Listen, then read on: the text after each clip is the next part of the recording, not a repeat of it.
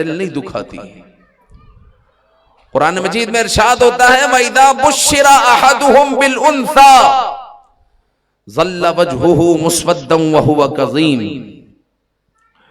اور جب ان میں کسی کو بیٹی ہونے کی خوشخبری دی جاتی تو دن بھر اس کا منہ کالا رہتا اور وہ غصہ کھاتا تھا۔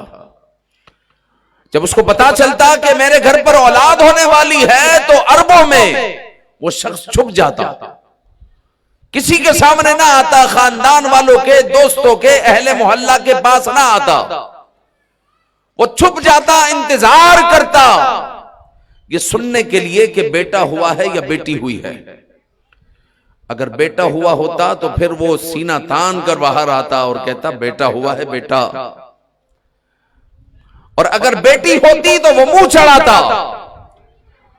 اور قرآن مجید میں اس کو اس طرح ذکر کیا ہے یتوارا من القوم من سوء ما بشر به ایمسکہ علی ہون ام یدسہ فی التراب،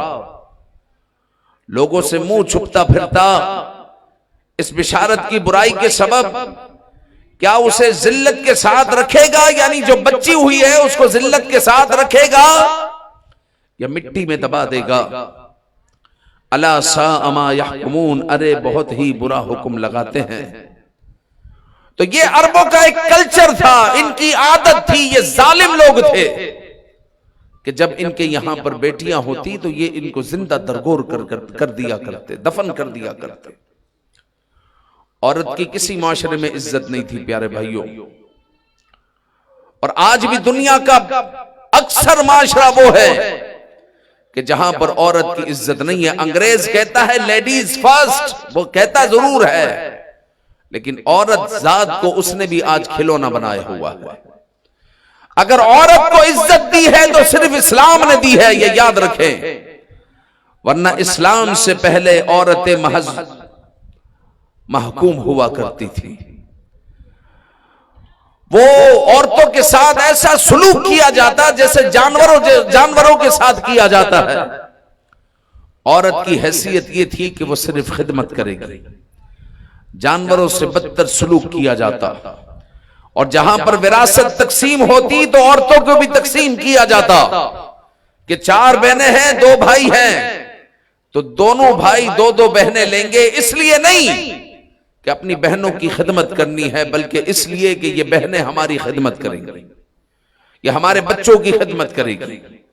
یہ عورت کی عزت اور احترام کیا جاتا، یہ عورت کی عزت تھی اس معاشرے میں۔ اور کسی معاشرے میں آج بھی عورت کو منحوس سمجھا جاتا ہے، اور اس وقت بھی منحوس سمجھا جاتا تھا۔ اور پھر جو ہے اسلام جب آیا تو اسلام نے اپنے نور سے عورت کو عزت عطا فرمائی۔ اہل عرب کے یہاں پر عورت جب پیدا ہوتی، بچی جب پیدا ہوتی تو بچی کو زندہ درگور اس لیے کیا جاتا، کہیں پہاڑیوں سے پھینک دیا جاتا، کہیں پر اس کو ذبح کر دیا جاتا، کہیں پر اس کو اور طریقے سے مار دیا جاتا، صرف اس لیے کہ یہ بچی ہمیں کیا دے گی، یہ نہ ہمارے ساتھ لڑ سکتی ہے، یہ نہ کچھ لا سکتی ہے، الٹا ہمیں اس کو پالنا پڑے گا، اور اس کی شادی کروائیں، پھر کسی کو داماد بنائیں، اپنے اوپر ہم یہ لعنت کیوں لیں؟ یہ اہل عرب کی سوچ تھی۔ لیکن سرکار دو عالم صلی اللہ علیہ وآلہ وسلم نے اسلام کے نور سے ان کی سوچوں کو تبدیل کیا، ان کی تربیت کی، ان کو بتایا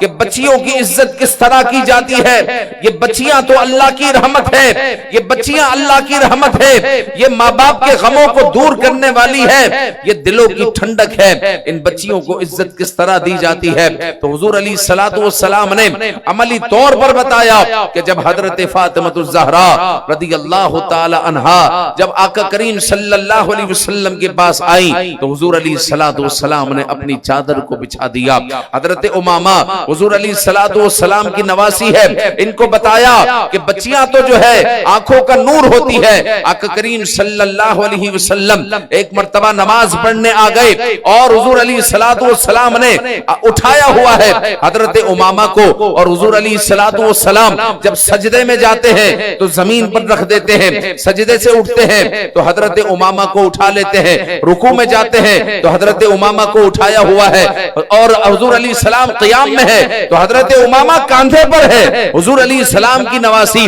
اور جب سجدے میں جاتے ہیں تو زمین پر رکھ دیتے ہیں۔ اور اہل عرب کو اور بتایا ان لوگوں کو کہ یہ بچیاں تو آنکھوں کی ٹھنڈک ہے، یہ پیاری ہے، بچیوں سے نفرت نہیں کی جاتی۔ آج بھی جو ہے، آج بھی افسوس کے ساتھ یہ کہنا پڑتا ہے کہ بچیوں کی پیدائش پر منہ چڑھایا جاتا ہے، بچیوں کی پیدائش پر لوگ پریشان ہو جاتے ہیں، ماں باپ پریشان ہو جاتے ہیں، ارے مجھے تو بچہ چاہیے تھا، بیٹا ہونا چاہیے تھا، یہ بیٹی کیوں ہو گئی، پھر بیٹی ہو گئی، ارے پھر بیٹی ہو گئی، پھر بیٹی ہو گئی، کوئی پریشانی کی بات نہیں، یہ تو اللہ کی رحمتیں ہیں، یہ اللہ کی رحمتیں ہیں۔ اور بچہ اگر پیدا ہو گیا تو کون سا جو ہے آپ کا پہاڑ کھڑا ہو گیا، آپ کے پاس فلیٹ آ گئے، آپ کے پاس جناب عالی پلاٹ آ گئے، اور آپ جو ہے بہت ساری دولت کے مالک ہو گئے۔ بچے کو بھی آپ نے پالنا ہے، بچی کو بھی آپ نے پالنا ہے، لیکن جو ہے وہ بچہ ہیرا نکلتا ہے یا بچی ہیرا نکلتی ہے یہ تو کسی کو نہیں پتا نا، یہ تو کسی کو نہیں پتا۔ تو بچیاں تو جو ہے غم گسار ہوتی ہے،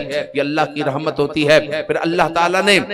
نبیوں کو بچیاں عطا فرمائی، نبیوں کو بچیاں عطا فرمائی۔ پھر نبی پاک صلی اللہ علیہ وآلہ وسلم نے جو آپ سے پہلے انبیاء آئے، حضرت زکریا علیہ السلام، حضرت ابراہیم علیہ السلام نے بچے کی دعا کی ہے، بیٹے کی دعا کی ہے، ربی حب لی من الصالحین ربی لا تذر فردا وانت خیر الوارثین۔ آپ نے جو ہے بچوں کی دعا کی ہے، کیوں کی ہے؟ اس لیے کہ ان کے بعد نبوت چلنی تھی، یہ چاہتے تھے کہ ہمارے بعد نبوت ہمارے بچے کو ملے، اور تاکہ جو ہے وہ دین کی خدمت کرے۔ انہوں نے بچے مانگے، لیکن آقا کریم صلی اللہ علیہ وآلہ وسلم نے کبھی بھی بیٹے کی دعا نہیں کی، آپ نے بیٹے کی دعا نہیں کی۔ تو بیٹے کی دعا کرنا برا بھی نہیں ہے، لیکن اگر کوئی بچی کو منحوس سمجھتے ہوئے بیٹے کی دعا کرے تو یہ ضرور برا ہے، یہ ضرور برا ہے۔ بیٹے کی دعا کرنا برا نہیں ہے، لیکن بچیوں کو بھی منحوس نہیں سمجھنا چاہیے۔ لیکن انہی اہل عرب میں کچھ ایسے لوگ بھی تھے، جیسے حضرت صعصع رضی اللہ تعالیٰ عنہ کہتے ہیں کہ یا رسول اللہ صلی اللہ علیہ وآلہ وسلم،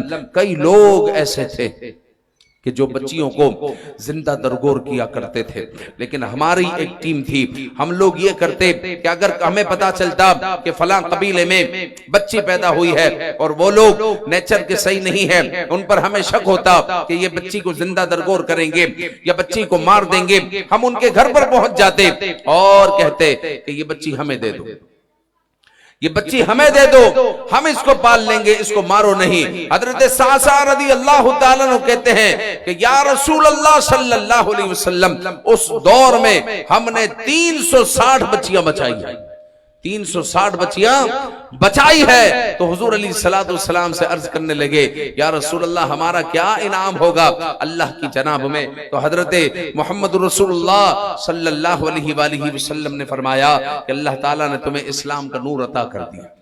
اسلام کے نور سے بڑھ کر کوئی انعام نہیں ہے، ایمان سے بڑھ کر کوئی انعام نہیں ہے، اللہ تعالیٰ نے تمہیں اسلام کا نور عطا کر دیا۔ اور پیارے بھائیوں، یہ جو بچیاں ہیں، یہ جو عورتیں ہیں، عورتوں کو اسلام نے کیا عطا کیا؟ آج 8 مارچ کو آپ دیکھیں جو عورتیں جو ہے پاکستان کی سڑکوں پر جو ڈرامے بازیاں کرتی ہے اور کہتی ہے کہ ہمیں حقوق چاہیے، ارے حقوق جو ہے پاکستان میں رہ کر اور اسلامی جمہوریہ پاکستان میں رہ کر تمہیں حقوق کی تلاش ہے، اور اسلام نے جو حقوق دیے ہیں اس کو تم جو ہے صرف نظر کر رہے ہو، پس پشت ڈال رہے ہو۔ اسلام نے جو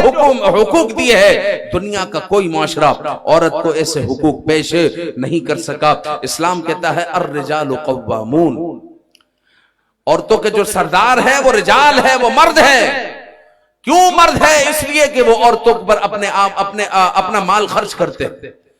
دنیا کا اور معاشرہ دیکھ لے، اب چائنا چلے جائیں، امریکہ چلے جائیں، یورپ کے کسی ملک میں چلے جائیں، وہاں پر جب بندہ شادی کرتا ہے، شادی کر کر مرد بھی کام پر جا رہا ہے، عورت بھی کام پر جا رہی ہے، ہوتا ہے یا نہیں؟ عام سی بات ہے، عام سی بات ہے، عورت بھی کام کر رہی ہے، مرد بھی کام کر رہے ہیں، اور جناب عالی بڑی مشکل سے گزر بسر ہو رہا ہے۔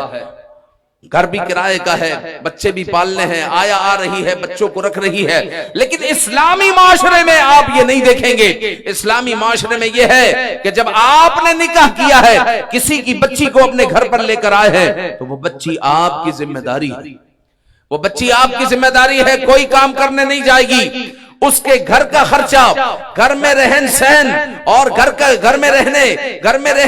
رہنے کی ذمہ داری اور گھر کی ذمہ داری، کھانے پینے کی ذمہ داری اور جناب عالی کپڑوں کی ذمہ داری، یہ آپ پر ہے۔ آپ اس کا سارا یہ معاملہ پورا کریں گے، یہ آپ کی ذمہ داری ہے۔ آپ پر واجب ہے کہ آپ اس کو نفقہ دیں، آپ اس کی ذمہ داریوں کو نبھائیں، یہ آپ پر واجب ہے۔ اس سے بڑھ کر اور کیا جو ہے چاہیے عورتوں کو جو ہے گھر بیٹھے اسلام نے ذمہ داری لگا دی ہے مرد پر، شوہر پر، کہ وہ جو ہے اس کے حقوق کو پورا کرے گا۔ اور قرآن مجید میں ارشاد ہوتا ہے للرجال نصیب مما اکتسبوا وللنساء نصیب مما اکتسبن، کہا کہ مردوں کے لیے اس میں سے حصہ ہے جو انہوں نے کمایا، اور عورتوں کے لیے اس میں سے حصہ ہے جو انہوں نے کمایا، یعنی مرد و عورت کے مال میں سے ایک دوسرے پر حصہ ہے۔ اگر کسی نے کسی سے نکاح کیا ہے، اگر عورت کا انتقال ہو جائے تو عورت کے مال میں سے مرد کے لیے حصہ ہے، اگر مرد کا انتقال ہو جائے تو مرد کے مال میں سے عورت کا حصہ ہے۔ اور اگر کسی مرد نے شرارت کی، اگر اسے مثال کے طور پر ڈاکٹر نے کہہ دیا جناب آپ کا مرض ہیپاٹائٹس سی یا ڈی جو بھی ہے آپ کا اتنا بڑھ چکا ہے کہ آپ جو ہے 1 مہینے سے زیادہ زندہ نہیں رہیں گے، اب اس نے جو ہے دشمنی میں اپنی بیوی سے کہا تجھے طلاق ہے، اس کو طلاق دے دی۔ اب جناب علی طلاق دے دی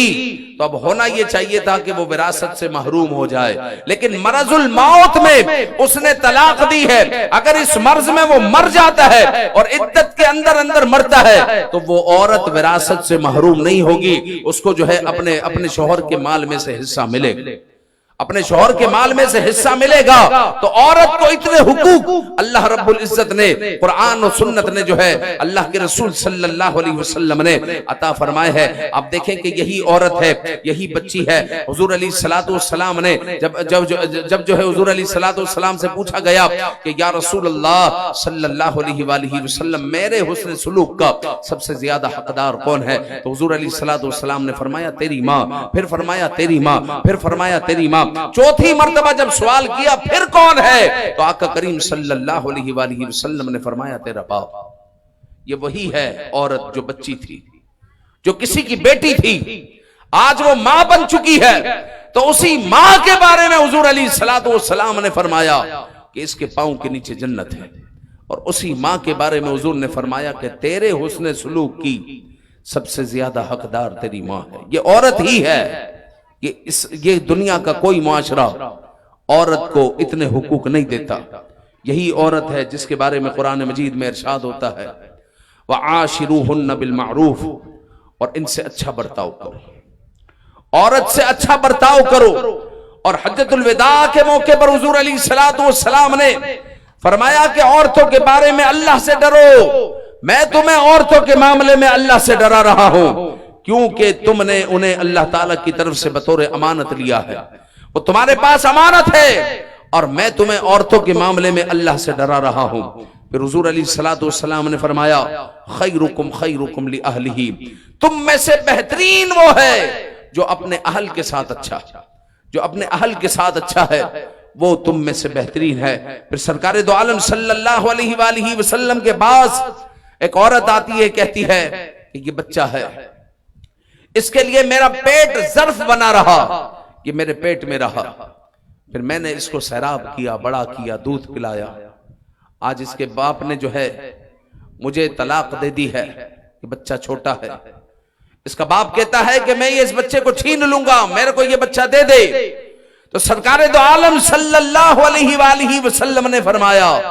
کہ اس بچے کی پرورش کا حق تیرے اوپر ہے، تو اس بچے کی پرورش کرے گی، اور اس بچے کی جو ذمہ داری ہے، بچے کے جو اخراجات ہیں اس کے باپ پر ہوں گے۔ لیکن پرورش تو کرے گی، اور جو ہے اس کی ذمہ داری تجھ پر آتی ہے جب تک کہ تو دوسرا نکاح نہ کر لے۔ اگر کسی اور کے پاس اگر تو چلی گئی نکاح کر لیا تو پھر یہ پرورش تجھ سے لے لی جائے گی، ورنہ اس کی پرورش تجھ پر ہے۔ اندازہ لگائیے یہ عورتوں کو ہی حقوق مل رہے ہیں، یہ عورتوں کو ہی حقوق مل رہے ہیں۔ تو معلوم ہوا پیارے بھائیوں کہ عورتیں جو آج کل جو ہے 8 مارچ کو یا کسی بھی مارچ کو جو ہے عورتیں نکلتی ہے اور حقوق کے لیے نکلتی ہے، تو جتنے اسلام نے عورت کو حقوق دی ہے اتنے زیادہ ایسے حقوق جو ہے کہیں پر جو ہے عورتوں کو نہیں ملتے۔ اسلام نے جو ہے بیٹیوں کو حقوق دیے ہیں، یہی بیٹیاں بڑی ہو کر عورتیں ہی تو بنتی ہے۔ تو عورتوں کو جو حقوق، عورتوں کو جو روشنی، عورتوں کو جو طاقت، عورتوں کو جو حصہ اسلام نے عطا فرمایا ہے،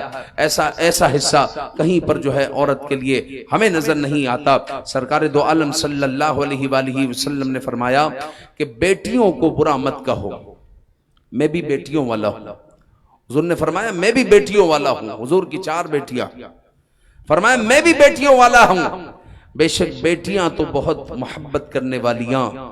غم گسار اور بہت زیادہ مہربان ہوتی ہیں۔ بیٹے اتنے نہیں ہوتے، ماں باپ کو کچھ ہو جائے تو ماں باپ کے لیے زیادہ تڑپنے والی بیٹیاں ہوتی ہیں، بیٹے نہیں ہوتے۔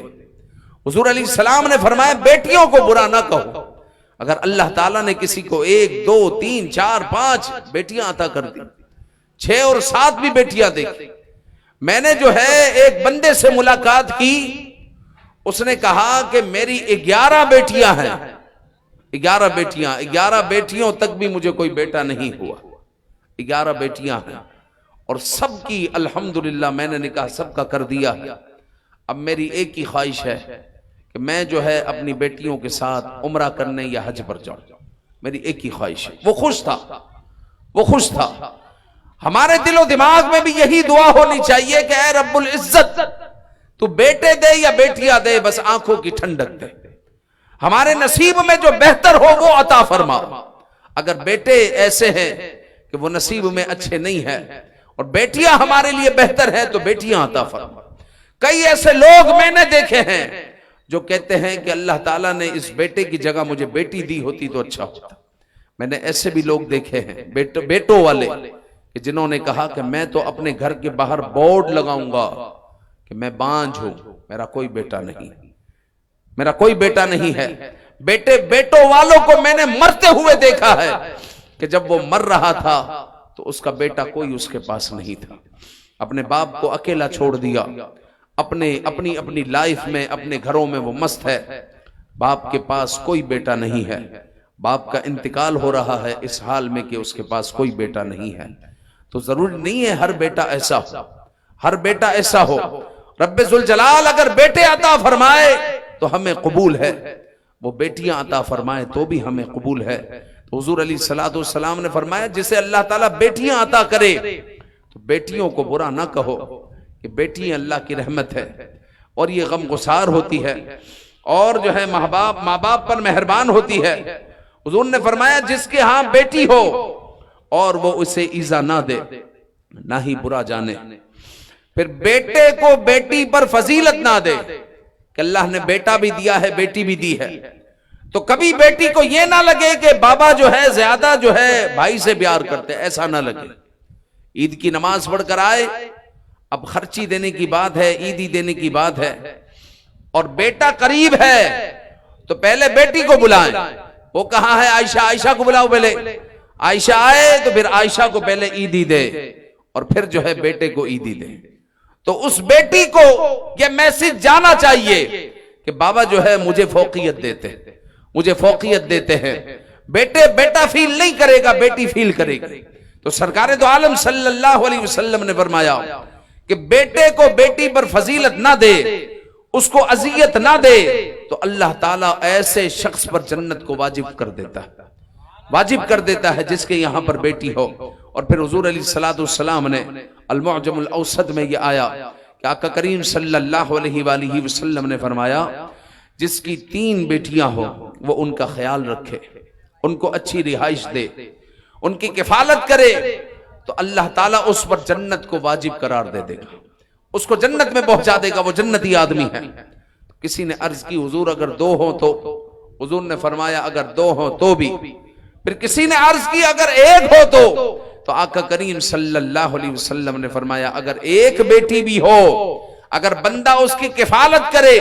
اچھی تربیت کرے اور جو ہے اس کا خیال رکھے تو اللہ تعالیٰ ایسے شخص پر جنت کو واجب کر دے گا، وہ جنتی آدمی ہے۔ اسی طرح سرکار دو عالم صلی اللہ علیہ وسلم نے فرمایا جس شخص پر بیٹیوں کی پرورش کا بار پڑ جائے، بیٹیاں ہوتی ہے تو ماں باپ پریشانی میں تو آتے ہیں، بیٹا اگر باہر کھیلنے گیا ہے پریشانی نہیں ہوتی،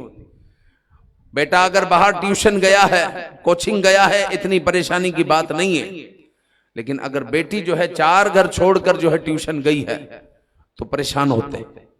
بیٹی اگر تھوڑی لیٹ ہو جائے پریشانی ہو جاتی، کیونکہ وہ صنف نازک ہے، جب اس کا بار کندھوں پر آ جائے ماں باپ کے تو یہ ایک آزمائش ہے،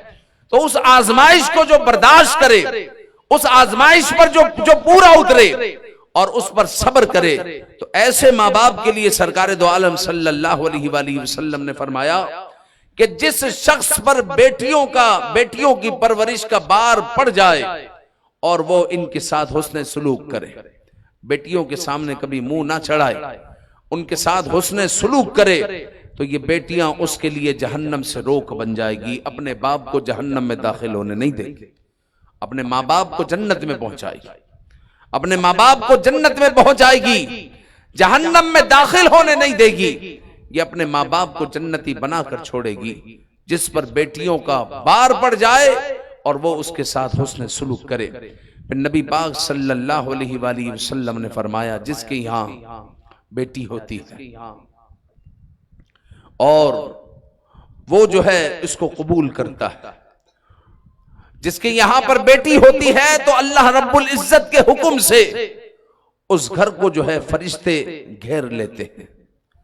اور اس گھر والوں پر سلام بھیجتے ہیں، السلام یا اہل البیت، اے گھر والوں تم پر سلامتی ہو، اور اس کا احاطہ کر لیتے ہیں، اس بچی کا احاطہ کر لیتے ہیں، اس پر اپنے پر کو پھیرتے ہیں اور کہتے ہیں اے کمزور سی جان، تو ایک عورت ہے، جو تیری کفالت کرے گا قیامت تک اللہ تعالیٰ اس کی مدد کرے گا۔ یہ باپ کے لیے ہے، باپ مر جائے تو چاچے کے لیے ہے، چاچے کا انتقال ہو جائے تو تایا کے لیے ہے، جو اس بچی کی کفالت کرے گا قیامت تک اللہ تعالیٰ اس کی مدد کرے گا۔ پیارے بھائیو، یہ اسی وقت ہمارے لیے بچیاں رحمت ہوگی جب ہم بچیوں کو رحمت سمجھے۔